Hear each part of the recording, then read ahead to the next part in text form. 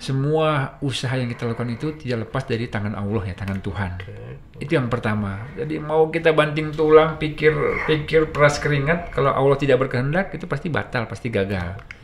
Ya, perhatian pemerintah sampai saat ini alhamdulillah dari 115 jembatan sampai hari ini itu belum ada satupun jembatan dari Pemerintah. dana APBN atau APBD. Semua pure dana donatur yang tidak menggunakan dana-dana negara. Nah itu satu ya. Mungkin kalau yang kedua perhatian pemerintah ya perhatian banget. Makanya 2015 ketika setahun pertama Pak Jokowi jadi presiden ya saya diundang dapat penghargaan. Dalam hati berarti beliau perhatian gitu tuh. Jadi makanya kalau disuruh bermimpi 1000 jembatan saya berani. Asal dalam setiap mimpi itu jelang tidur harus doa dulu. Kenapa? Mimpi itu tidak bayar. Jadi Ya, kalau mimpi betul. aja sudah takut ya susah udah. Ya, betul. Jangan sampai nanti ada istilah relawan yang kelelahan. Betul. Capek boleh, tapi lelah meninggalkan gelanggang itu jangan. Ya.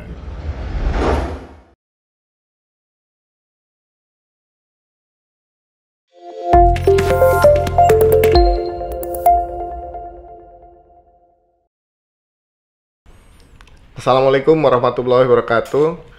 Wilujeng morning, Sobat BM. Jembatan adalah bagian terpenting dari sistem jalan yang berfungsi untuk menghubungkan dua wilayah untuk mempercepat roda ekonomi, sosial, dan budaya. Sayangnya di Indonesia, khususnya di Provinsi Banten, kebutuhan jembatan layak pakai rasanya masih sangat besar. Nampaknya pemerintah masih agak kesulitan untuk memenuhi kebutuhan jembatan tersebut. Pada kesempatan kali ini, di samping saya sudah hadir superhero yang sudah dapat membangun lebih dari 100 jembatan 10 tahun terakhir ini. Langsung saja kita sapa, beliau adalah Kang Muhammad Arif Fidyat. Kang Arif, apa kabar? Alhamdulillah sehat. Sehat, alhamdulillah. Sibuk terus ya? Alhamdulillah keliling. Langsung aja nih, Kang Arif. Menurut undang-undang kan jembatan ini tanggung jawabnya pemerintah nih. Jadi saya pengen nanya jadinya, kok Kang Arif mau-maunya ngambil tanggung jawab seperti itu? Latar belakangnya boleh diceritain? Ya kan tanggung jawab pemerintah luas ya. Bukan cuma jembatan, ada anak yatim, ada fakir miskin juga kan seharusnya ditanggung oleh negara. Tapi kita lihat sejak merdeka sampai sekarang tanggung jawab itu kan belum bisa terlaksana. Betul. Nah, ketika tahun 2010-2011 itu ada seorang ibu dari Jogja menginbox saya malam-malam, saya langsung balas. Ya Bu, kenapa? Beliau cerita, panjenengan tinggal di Banten ya? Saya bilang, panjenengan ini apa artinya Bu? Oh, sampean. Saya bilang, iya nggih Bu. Sampean tuh kaki.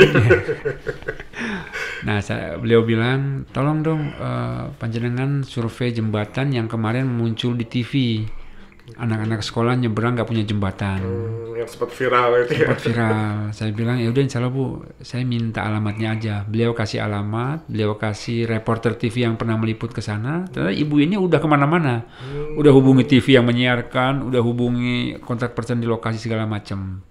Dan beliau seorang ibu dari Jogja, pengusaha batik, yang katanya akan membiayai semua pembangunan jembatan saat itu. Oh begitu. Nah, akhirnya besoknya itu siang saya berangkat ke lokasi yang dituju oleh si ibu. Sampai di lokasi ternyata masih jauh, mobil nggak bisa masuk, harus ganti motor, nggak ada ojek. Pas becek pula. Nah ibu itu dapat informasi dari mana jembatan? Ketika itu beliau nonton tayangan Indonesiaku, Trans TV. Nah, ada tayangan tentang sebuah wilayah di Cibaliung, di Pandeglang, yang anak-anak tiap hari berbasah-basahan. Nah, saya sempat ke lokasi, ternyata betul-betul belum ada jembatan, masih basah-basahan. Karena saya tiba sudah sore, motor pun waktu itu digendong karena musim hujan ya. Nah, itu sinyal pun susah, jadi harus manjat dulu ke pohon mangga baru dapat sinyal. Jadi udah seperti di film. Tapi ini bagian dari sejarah relawan kampung. Dan nyata itu ya. Nah, akhirnya setelah sholat Isya, saya dijamu makan, mereka kasih lobster. Wah, saya bilang ini makanan para sultan ini nih. Saya bilang ini kalau di hotel jutaan, saya bilang. Ini dari mana? Dari laut, Pak. Saya membayangkan daerah-daerah yang begitu kaya akhirnya termiskinkan karena kesulitan transportasi, kesulitan infrastruktur. Nah dari situ akhirnya saya pulang. Ternyata saat pulang itu mereka membawakan kelapa kopior, gula merah, lobster, dan mobil saya itu penuh semua. Karena mobil saya nunggu di parkiran sejauh 5 km. Saya sampai Serang pagi subuh, selesai sholat subuh, saya kirim semua file-file foto ke si ibu yang dari Jogja. Dapat 2 hari, Jogja gempa. Mbah Marijan meninggal, beliau kontak lagi, Mas mohon maaf, saya nggak bisa bantu, soalnya saudara saya banyak yang sedang musibah juga. Saya pahami itu tuh. Tapi kan tiap hari ini orang-orang sana itu telepon. Ya, sudah Pak, dikasih kumaha? PHP lah ya. Kumaha kabar Pak, kumaha? Iya, iraha dibangun. Awalnya saya tidak akan memposting di Facebook saat itu, tapi karena tuntutan besar, saya pikir saya nggak bisa tanggung sendiri nih. Betul. Saya akan munculkan laporan kemarin, saya cerita tentang si ibu, ya saya paham. Menit pertama ketika muncul anak-anak tanpa jembatan segala macam itu hujatan semua isinya. Wah, kemana gubernur, kemana bupati, kemana presiden, semua hujatan. Biasa ya. Ya, saya bilang saya nggak butuh hujatan ini. Butuh solusinya apa gitu tuh. Nggak lama berselang beberapa menit, kawan saya itu salah satu MP ya, Member of Parliament Singapura, inbox, Pak Arif, bila ada masa ya datang Singapura, kita akan cakap tentang jembatan. Hah, orang Singapura nih yang kasih yang pertama saya bilang. Saya bilang besok saya berangkat Pak. Oke, besok kita jumpa di Changi, saya jemput lah. Saya cari pesawat pagi jam 4 subuh. Jadi sholat subuh itu di pesawat. Nyampe di Changi itu jam 7 waktu Singapura. Jam 6 waktu Jakarta. Kita ngobrol. Beliau langsung ngasih uang. Bawa balik duit ini. 10 juta cash waktu itu. Wah, buat apa? Saya belum presentasi saya bilang nih. Oh, tak perlu, tak payah. Saya cukup lihat dia punya gambar, dia punya foto itu. Cari orang engineer yang bisa bangun jembatan ini. Saya bilang, duit 10 juta, insya Allah cukup ya Pak? Tak apa ya, nanti kami cari lagi di Singapura sini. Yang penting cari dulu barang, material, dan engineer. Nah, waktu itu saya teringat jembatan ada 2, jembatan Baduy dan jembatan Sawarna. Sawarna itu jembatan gantung kalau kita mau ke Sawarna, dan Baduy itu bambu. Nah, ibu ini yang dari Jogja, saya tanya waktu itu, ibu tahu saya, Facebook saya dari siapa, dari mana? Saya searching di Google, Mas. Dan saya lihat, panjenengan itu foto di depan jembatan bambu Baduy. Oh, itu kerjaan saya Bu, saya kerja nganter tamu apa ya, ini saya pengen orang-orang ini dibuatkan jembatan bambu seperti ini. Nah, itu asal muasalnya. Nah, di Singapura itu saya kontak teman-teman, tolong malam ini kita berangkat yuk ke Bayah. Hubungi orang-orang Bayah yang Sawarna yang bisa bikin jembatan gantung di situ. Jadi pulang dari Singapura saya nggak ke rumah, langsung ke Bayah. Ke Bayah kita ngobrol di warteg waktu itu ya, buka 24 jam di Terminal Bayah. Saya minta, Pak bisa bikin ini. Beliau sederhana, cuman gambar coret-coret. Kata beliau, saya waktu bikin jembatan Sawarna butuh 4 tiang telepon atau 4 tiang listrik. Oh, beli di mana? Enggak, saya tambah beli bayi di orang-orang dalamnya. Wah, saya bilang ini jembatan Spanyol kalau gitu. Saya nggak bisa kalau gini, saya bilang. Nah, akhirnya saya pulang lagi, ya udahlah saya bismillah aja. Pulang 2 hari 3 hari saya umumkan lagi di Facebook, teman-teman insinyur siapa yang bisa bantu membuatkan gambar jembatan ini butuh berapa biaya sih. Akhirnya saya punya pikiran, wah kan ada teman-teman di PU, ada teman-teman di DPRD. Saya datang ke DPRD.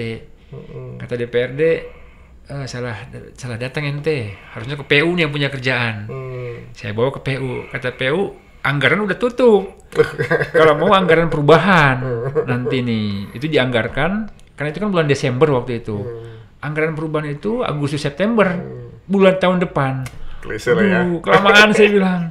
Akhirnya udahlah saya pulang lah. Jadi uang 10 juta masih saya pegang waktu itu. Tiba-tiba ada Pak Boy ke pribadi. Datang beliau bawa uang 1 juta. Saya bilang, Pak Boy ini apa? ini honor saya katanya jadi pembicara, saya pengen bikin jembatan. Itu 2 orang pertama yang kasih uang waktu itu. Oke, Pak, Kang Arif sebentar, saya potong. Sewaktu Kang Arif mau bikin jembatan itu, seberapa jauh pengetahuan Kang Arif soal jembatan itu sendiri gitu? Maksudnya soal jembatan, bikin jembatan segala macam. Memang suka dengan jembatan atau pengetahuan sejauh mana? Pengetahuan saya tentang teknis jembatan itu sangat minim waktu itu. Bahkan tidak ada sama sekali. Saya suka memfoto ya jembatan Sawarna, jembatan Baduy, karena memang unik pikiran saya. Ini jembatan unik gitu. Untuk sebuah destinasi wisata sangat bagus. Makanya kalau dulu itu awal-awal Sawarna saya datang 2003, ikon jembatan gantung itu menjadi bagian tidak terpisahkan saat berkunjung ke Sawarna. Sama kalau ke Baduy belum foto di jembatan gazebo itu belum srek. Nah itu yang dalam pikiran unik juga ya jembatan. Nah, ternyata itu memang sudah qadarullah, namanya jalan Allah seperti ini ya sebenarnya ya udah. Nah justru saya banyak belajar itu dari para donatur. Ketika tahun-tahun depan itu akhirnya kata donatur ini coba hubungi ITB, ini hubungi teman-teman dari engineer ini. Nah itu saya mulai belajar lagi. Jadi justru pengetahuan itu sampai jalan. Ya, learning by doing itu jalan dalam proyek-proyek selanjutnya. Oke. Sampai tadi setelah itu sampai jembatan jadi, bagaimana ceritanya? Itu masih lama jembatan jadi itu. Jadi ketika itu duit udah ada, saya sudah mulai surat-surat sendiri segala macam. Saya searching di Google. Tapi kan mentok tuh di PU mentok, di mana mentok. Cari referensi di perpustakaan segala macam. Itu ada beberapa teman PU yang secara pribadi menawarkan. Udah Kang, saya bikinin gambarnya. Kalau material akan cross check sendiri ke toko material. Dapatlah angka 58 juta waktu itu untuk bentang 35 meter. 58 juta ya? Ya, hanya besi, tali seling yang mahal. Selebihnya lantai kayu segala macam. Nah, 35 meter 58 juta, akhirnya satu persatu berdatangan donatur, teman-teman segala macam, sampai terkumpul 58 juta. Ketika uang terkumpul, pondasi sudah digali, pasir sudah terkumpul, batu sudah terkumpul oleh masyarakat, banjir besar di jembatan. Ya, jadi ketika banjir datang, pasir yang sudah dikumpulkan itu hanyut di bawah air. Lubang galian yang sudah dirancang 3 kali 3 meter dalam 3 meter itu tertutup lagi dengan lumpur. Akhirnya guru SD di sana telepon, Pak, kumaha ieu jadi teu? Ieu material hanyut. Oh, insya Allah jadi. Pagi itu saya berangkat lagi ke lokasi. Sampai siang saya foto-foto, saya bilang ya ini mungkin teguran. Bahwasanya kalau kita paksakan kemarin di lokasi ini, itu akan tersapu banjir. Akhirnya kita putuskan dimundurkan 20 meter. Oh, pindah lokasi. Lokasi yang sama tapi kita mundurkan. Bergeser ya? Geser. Jadi bentangnya lebih panjang 55 meter. Jadi panjang 20 meter. Otomatis ketika seling sudah dibeli segala macam, ngitung ulang lagi. Ketemu di angka 93 juta. Duh, ini berat ini nih. Tapi tiba-tiba ada perusahaan. Tiba-tiba ada perusahaan dari Jakarta telepon, Kang, bisa ke kantor? Iya, Pak, gimana? Ini katanya kita mau bantu, butuh berapa lagi yang dibutuhkan dana itu? Mereka dapat info dari mana? Sama Facebook. Jadi juga? Setiap saya kunjungan ke lapangan, beberapa teman wartawan lokal itu ikut. Ada dari Antara, Kompas, sampai Jakarta Globe itu ikut. Nah, mereka lihat tayangan dari Kompas TV.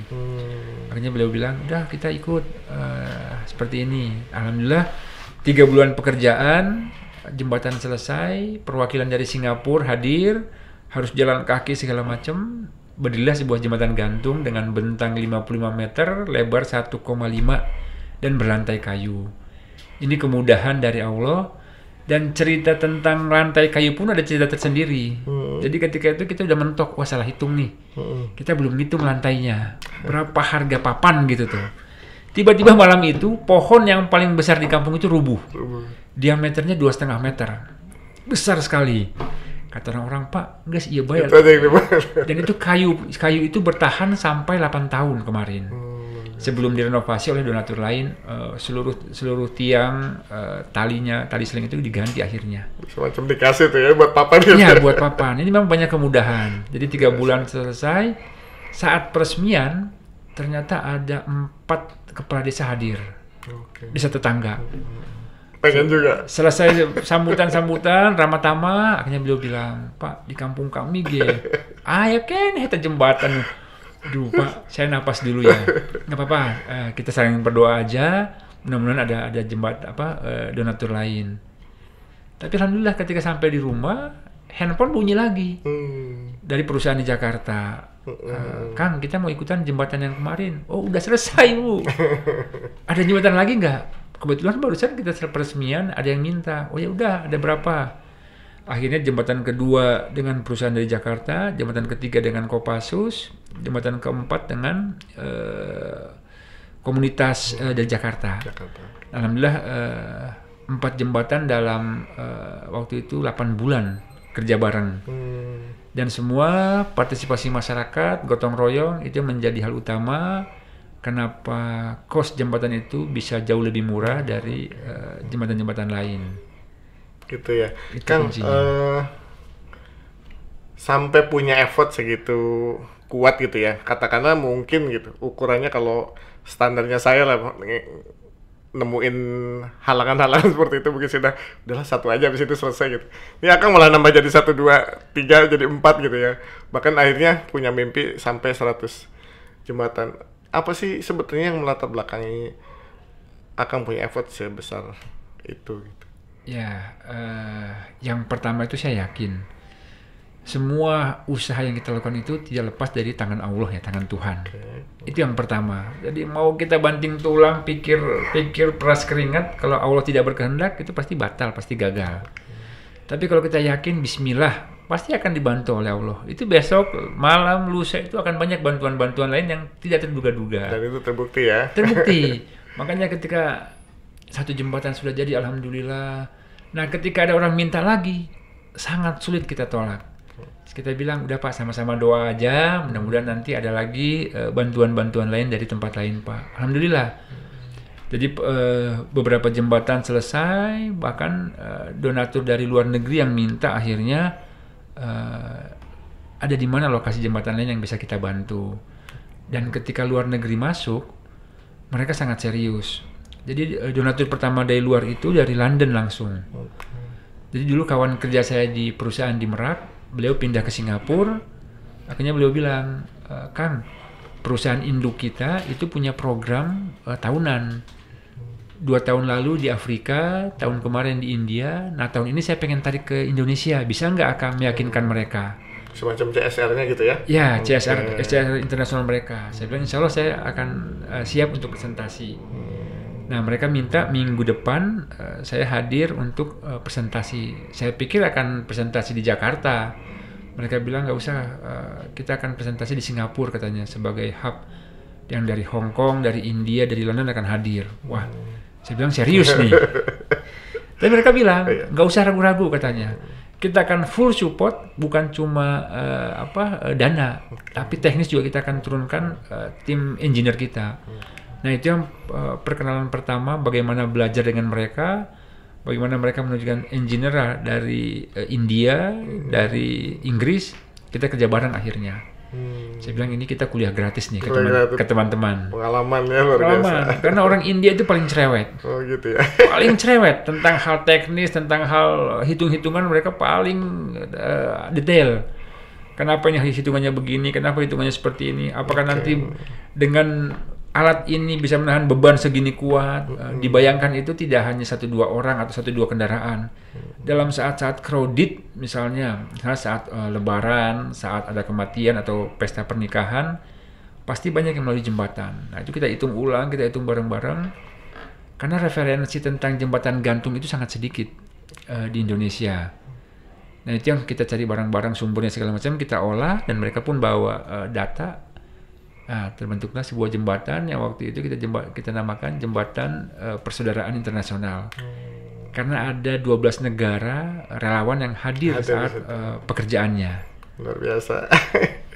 Di titik akan punya mimpi 100 jembatan itu waktu jembatan keberapa tuh? Saat jembatan kelima ya. Kelima ya? Ya. Udah mantep lah pokoknya. Pas kelima udah mantep saya nih, pokoknya mau di jembatan gitu ya. Nah, jadi saya lihat Saya dapat data waktu itu, Lebak itu masih butuh 340 jembatan. Baik gantung, beton, atau jembatan sederhana. 300. Pandeglang masih butuh sekitar 120 jembatan. Kabupaten Serang masih butuh sekitar 42 jembatan. Wah, saya bilang ini di Banten seperti ini. Banyak banget. Banyak. Nah, akhirnya waktu itu salah satu perusahaan retail, Alfamart itu kontak. Kang bisa ke kantor pusat presentasi. Nah, jembatan kelima itu kita belum punya legalitas yayasan, belum punya legalitas badan hukum. Akhirnya mereka bilang, udah Kang, kita buatkan yayasannya segala macam, pakai nama Akang dan teman-teman, yang penting bisa masuk. Nanti Akang urus ke kementerian, Akang urus izin-izin lain. Akhirnya ketika Alfamart mendorong itu, kita belajar lagi. Saya bilang ini belajar untuk kesekian kalinya tentang sistematika administrasi. Bagaimana pembuatan laporan, bagaimana detail-detail lain-lain yang memang harus on the track ya. Betul. Itu yang akhirnya belajar learning by doing itu terus terjadi. Feedbacknya banyak juga. Ya, saya bilang orang atau institusi itu memberikan donasi bukan hanya uang, tapi juga ilmu, pengalaman yang mungkin tidak kita dapatkan di bangku sekolah atau bangku kuliah. Betul. Tapi maaf ini, Kang Arif, saya agak mengkritik sedikit. Selama perjalanan membuat 100 jembatan itu, kemudian reaksi pemerintah bagaimana ya? Kan kalau peresmian tuh kadang-kadang saya lihat ada juga sih di situ pejabat pemerintahnya gitu ya, seperti bupati atau yang lain. Ya, perhatian pemerintah sampai saat ini alhamdulillah dari 115 jembatan sampai hari ini itu belum ada satupun jembatan dari Pemerintah. dana APBN atau APBD. Semua pure dana donatur yang tidak menggunakan dana-dana negara. Nah itu satu ya. Mungkin kalau yang kedua perhatian pemerintah ya perhatian banget. Makanya 2015 ketika setahun pertama Pak Jokowi jadi presiden ya saya diundang dapat penghargaan. Dalam hati berarti beliau perhatian gitu tuh. Saya diundang ke Kementerian Sosial. Penghargaan banyak lah ya. Terus 2 tahun kemudian 2016 saya diundang sama Pak Gubernur Pak Rano Karno. Perhatian. Alhamdulillah. Tapi belum ada yang perhatian dalam bentuk membuat jembatan gitu ya. Nah itu mungkin sistematika pengelolaan anggaran ya, yang memang agak ruwet dan kredit di Indonesia ini.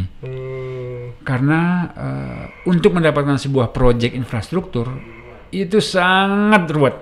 Bukan hanya soal kemampuan tentang teknis, tapi juga kemampuan bagaimana melobi. Ini yang saya tidak mau. Kalau sudah berbicara anggaran di pemerintah itu agak ruwet ya. Dari lobby sana, lobby sini, berapa besar cashback yang harus diterima, ini sudah menjadi rahasia umum di usaha-usaha infrastruktur.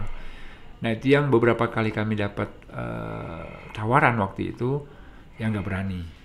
Pernah nggak sih Kang ngebandingin harga jembatan misalnya versi pemerintah dengan versi Akang lah katakan misalnya? Setiap donatur pasti sudah membandingkan. Oh begitu. Ya dari pemerintah berapa, dari perusahaan lain berapa. Nah mereka nanya ini kenapa bisa jauh lebih murah? Karena kan mereka juga khawatir kalau sudah jauhnya murahnya itu jauh, akan tanya ini akan berkurang nggak pada kualitas? Ya betul. Ya itu saya paham. Nah kita jelaskan ada beberapa cost yang bisa kita reduce ya, yang kita bisa turunkan.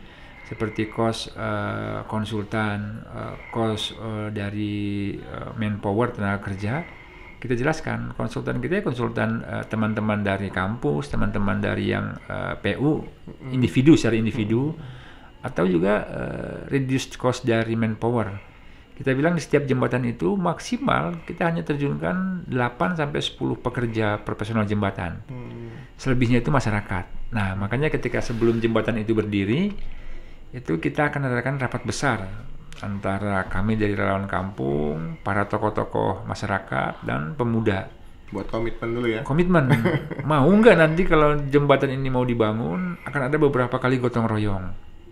Mereka bilang, mau Pak. Karena apa? Di beberapa titik jembatan itu sudah ada yang menawarkan jembatan, tapi dengan syarat. akan ada jembatan bantuan dari pemerintah pusat, tapi syaratnya warga patungan dulu buat komitmen fee bagi yang membawa jembatan ini. Kalau kita hanya untuk tenaga, kita siap Pak. Kemarin juga ada yang nawarin, tapi udah siap dana, orangnya nggak muncul-muncul. Saya baru tahu, oh di beberapa daerah itu ada yang seperti itu, ada yang keliling, ada yang apa, menawar-nawarkan jasa infrastruktur untuk dibangun, tapi nggak dibangun-bangun juga.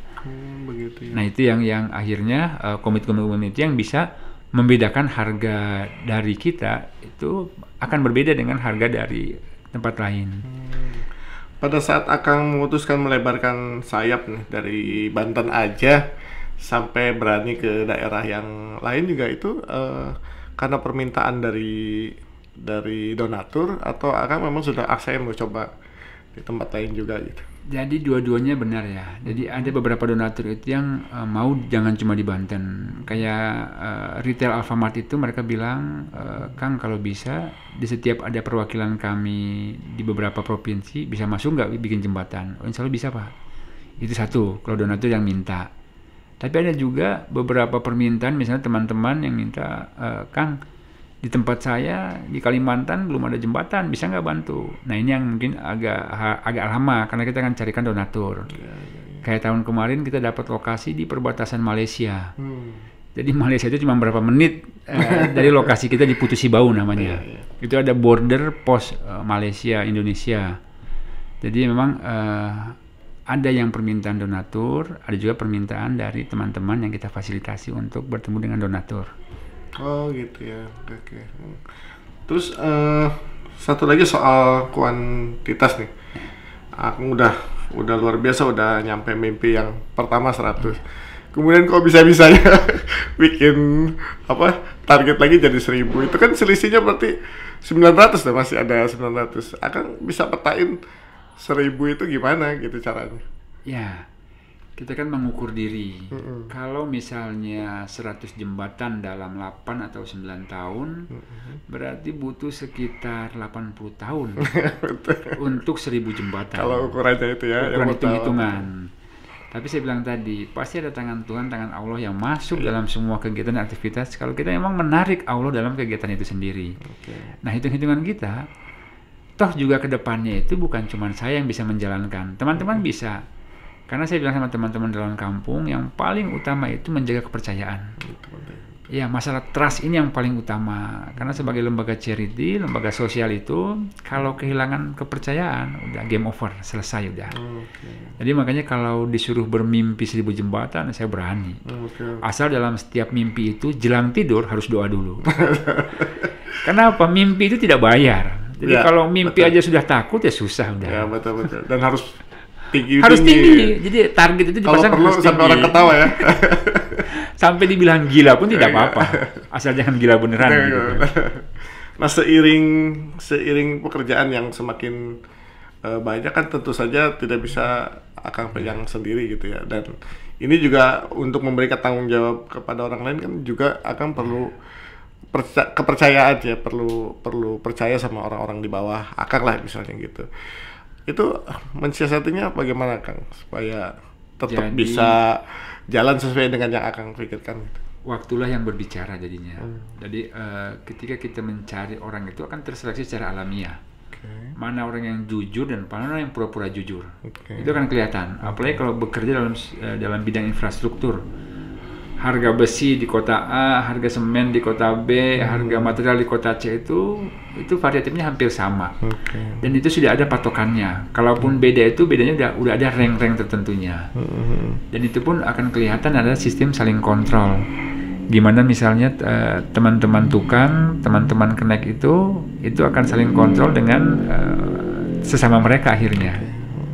Jadi seperti itu, jadi sistem kontrol dan seleksi alam akhirnya. Tapi pernah ya kejadian misalnya gitu, artinya ada orang yang coba-coba untuk ya katakanlah tadi itu markup harga atau menyelewengkan kepercayaan lah. Ada jadi ya? Jembatan kedua ketiga itu sudah terseleksi sendiri. Ada beberapa 1-2 teman dalam tim itu yang sudah bermain ke sana. Dan itu kelihatan. Saya bilang ya udah mungkin pertemanan dan keakraban kita cukup sampai di sini untuk bidang pekerjaan. Betul. Tapi untuk pertemanan tetap lanjut. Teman. Jadi kelihatan, udah kelihatan. Pasti ya kelihatan. Kelihatan dia. Nah, sebagian orang kan mempercayai di dunia relawan itu kalau dapat dana hibah lah, katakanlah Kang ya, nggak perlu diaudit atau apa gitu. Menurut Akang sendiri gimana sih? Ini kan mungkin ada korelasinya dengan kepercayaan. Semua lembaga filantropi, semua lembaga charity itu harus berani mempertanggungjawabkan apa yang ia terima. Jadi dalam arti sebuah lembaga yang sudah mengklaim diri sebagai lembaga sosial, dia harus berani diaudit. Berarti paling tidak dia harus punya kemampuan juga soal pembukuan, soal laporan keuangan. Jadi sebuah lembaga sosial itu dia harus paham dan harus tahu how to manage the money ya. Jadi uang itu bersumber dari mana, uang itu dibelanjakan buat apa, dan kapan-kapan pun diminta untuk dibuka, dia harus terbuka.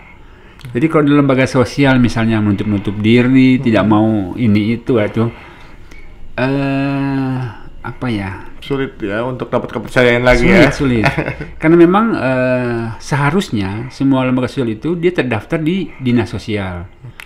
Dan setiap tahun itu harus melaporkan kegiatannya itu kepada dinas sosial. Nah, kalau ada lembaga misalnya tidak terdata di lembaga sosial, tidak pernah membuat laporan, nah ini kan lucu. Ya. Berikutnya Kak Arif soal jaringan. Ini dirasakan sangat penting ya dalam hal jalannya dunia kerelawanan lah istilahnya. Salah satu darahnya kan adalah uang masuk untuk kegiatan tersebut gitu ya. Ini jaringan penting banget ya. Iya, kalau networking itu merupakan urat nadi dari sebuah lembaga sosial ya. Karena dari networking itu akan muncul kunci-kunci pundi sebenarnya. Jadi oh iya ini kunci untuk yang ke sana, ini kunci untuk ke sini. Jadi ada misalnya kunci untuk membuka pemasukan dalam hal uang, ada kunci untuk membuka pertemanan berikutnya, ada kunci untuk membuka ilmu pendidikan. Karena dalam dunia sosial yang bergerak di bidang infrastruktur, ilmu tentang infrastruktur sendiri itu bergerak begitu cepat ya. Nah itu yang harus terus diupdate.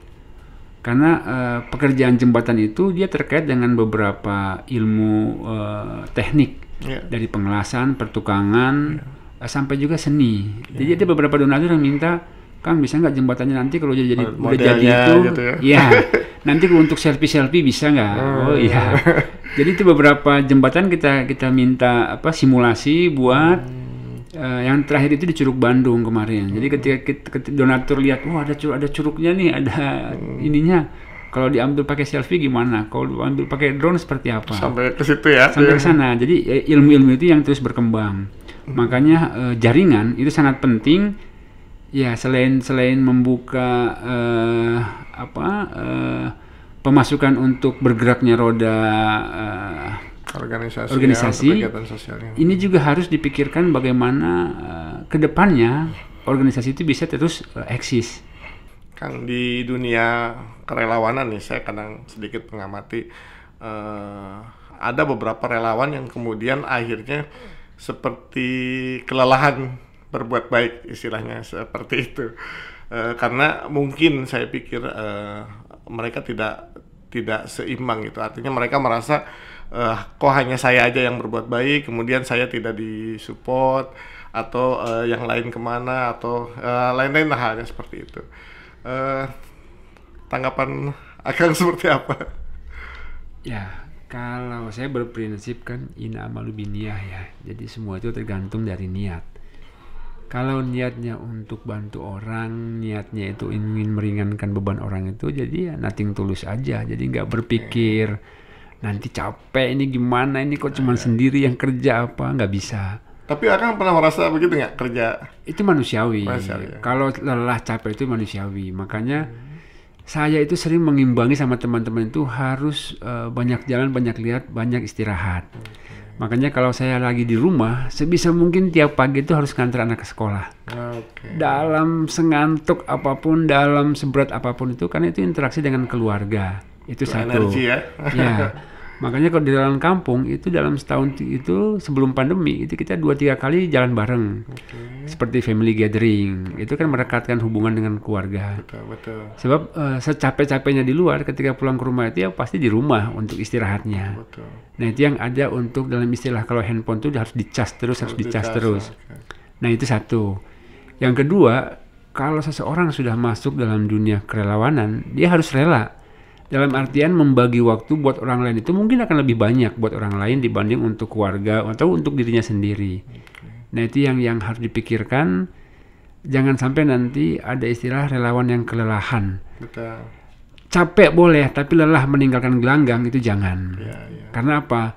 Indonesia dengan status sekarang yang dari berkembang menjadi agak sedikit terbelakang ya pasca pandemi ini butuh relawan-relawan lain. Jadi kalau di relawan kampung itu niat awalnya kita hanya ingin bangun jembatan.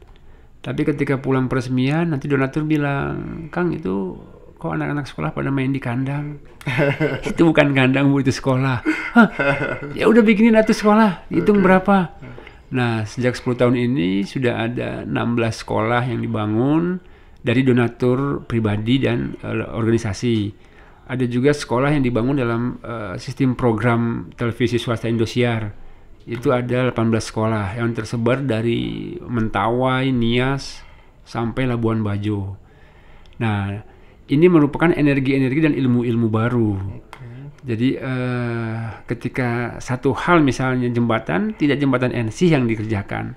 Misalnya ketika bencana tsunami, bencana longsor, atau bencana Palu dan Lombok, akhirnya teman-teman donatur bilang, "Kang bisa bantu nggak bikin rumah sederhana? Kang bisa bikin ini nggak hunian yang layak?" Ya kita coba.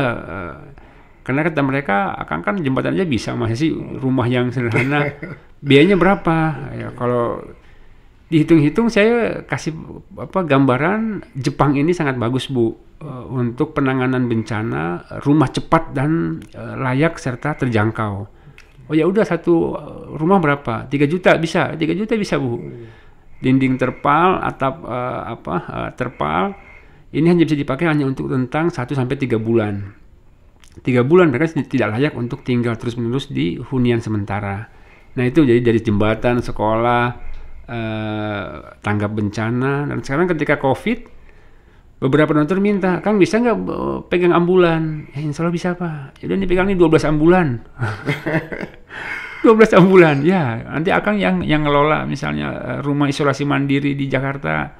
Akang pegang ya rumah sakit darurat di Pandeglang. Ya alhamdulillah. Jadi beberapa tawaran donatur itu agak susah ditolak. Karena kata mereka, ya udah Akang kan udah bisa jembatan, hal begini harusnya bisa. Ya insya Allah. Nah ini mungkin Kang yang dilihat oleh relawan yang lain ya, sementara relawan yang lain hanya melihatnya masih begitu kesukaran bisa nyambung dengan donatur misalnya. Saya pikir ini juga harus banyak belajar juga sih sebetulnya, karena ya tadi itu kan membangun trust itu kan tidak mudah. Apa yang dibangun sama Kang Arif sekarang ini kan bukan sehari 2 hari maksudnya. Begitu panjang ya Kang Arif ya. Mungkin ada pesan-kesan untuk relawan khususnya yang ada di Banten, Kang Arif, kira-kira? Ya kalau pesan saya sesama relawan ya terus gelorakan kepedulian itu. Tidak kenal waktu, tidak kenal tempat. Baik di kota maupun di desa ya, itu sama. Kalau memang orang kekurangan, pasti ada yang kekurangan. Tapi tinggal dicarikan solusinya seperti apa. Makanya energi kerelawan itu dia harus lebih besar dimiliki oleh seorang relawan dibanding orang lain. Dia harus bisa menahan diri misalnya, ya tidak ikut-ikutan kesana sini dengan gaya hidup yang neko-neko. Karena apa? Di depan itu, ke depan sehari, 2 hari, sebulan, 2 bulan, setahun, 2 tahun ke depan, itu masih dibutuhkan tenaga-tenaga relawan. Masih dibutuhkan nafas panjang istilahnya. Ini yang harus punya how to manage sistem kerelawanan. Itu satu. Yang kedua memang kembali kepada niat. Jadi kalau niatnya ingin bantu orang, ya bantu aja. Toh nanti segala sesuatunya kita akan dibantu oleh Allah. Itu aja yang mudahnya gitu. Kemudian pasti ada ya. Kang Arif, satu aja. Nggak ada keinginan untuk bikin gerakan. Ya selain yang sudah dilakukan oleh Kang Arif sekarang sudah sangat luar biasa. Tapi saya pikir juga ada keinginan nggak untuk melakukan gerakan menyadarkan pemerintah misalnya untuk ikut juga serta dengan apa yang dilakukan. Saya pikir kan ini juga tanggung jawab mereka. Kalau menyadarkan pemerintah, ini memang tugas yang terus-menerus ya. Makanya saya tidak bosan-bosan mengkritik sosial sebenarnya. Jadi kritikan saya itu, saya udah capek melakukan aksi demo segala macam, udah capek. Jadi karena teman-teman di luar itu ya udah lakukan saja apa yang kita bisa. Sebetulnya bikin jembatan ini juga salah satu kritik protes, ya. gitu tuh, protes saya. Masa pemerintah nggak bisa bikin sih? Ini kan buat rakyat mereka juga. Karena gini hitungannya, secara ekonomi sebuah daerah yang ada jembatan, harga tanah, harga komoditas itu akan naik lompatannya. Oke, betul. Akses kemudahan buat anak-anak sekolah yang tadinya harus berbahasa-bahasa, yang akhirnya keinginan orang untuk bersekolah itu kecil. Tapi ketika ada jembatan, lebih nyaman, lebih cepat, dan lebih dekat. Yang ketiga untuk sosial. Orang-orang di desa tersebut kalau tidak jembatan untuk memakamkan jenazah itu kadang-kadang harus bersusah payah. Yeah. Apalagi kalau ada air besar segala macam, itu beberapa lokasi itu cerita jenazah jatuh ke sungai, jenazah harus tertahan 1 hari untuk nunggu air surut. Itu hal-hal yang biasa. Saya bilang ini pekerjaan pemerintah yang akhirnya belum tertangani. Kalau kita kembalikan ke pemerintah, pemerintah akan bilang ini tanggung jawab pusat, provinsi atau daerah. Lagi. Lama lagi diskusi seperti ini tuh istilahnya 1001 malam nggak akan beres diskusinya. Gitu. Jadi udahlah kerjakan apa yang kita bisa, ya udah sambil kita ya silakan pemerintah jalankan apa yang mereka bisa gitu. Luar biasa. Sobat WM, ngobrol sama Kang Arif ini makin ditanya di kepala saya makin banyak pertanyaan gitu, tapi hanya sayang waktu juga yang memang terbatas. Saya pikir hiduplah seperti jembatan yang bisa menghubungkan mimpi orang lain menjadi kenyataan, yang bisa menghubungkan kesulitan orang lain menjadi kemudahan. Mudah-mudahan kita semua bisa diberi kemampuan untuk menjadi manusia yang bermanfaat. Kang Arif, terima kasih sudah hadir di CEO Muda. Mudah-mudahan ketemu lagi di kesempatan lain, dan ini saya yakin bisa jadi energi buat anak-anak muda yang lain, khususnya di dunia kerelawanan. Salam berkarya dan berbagi inspirasi.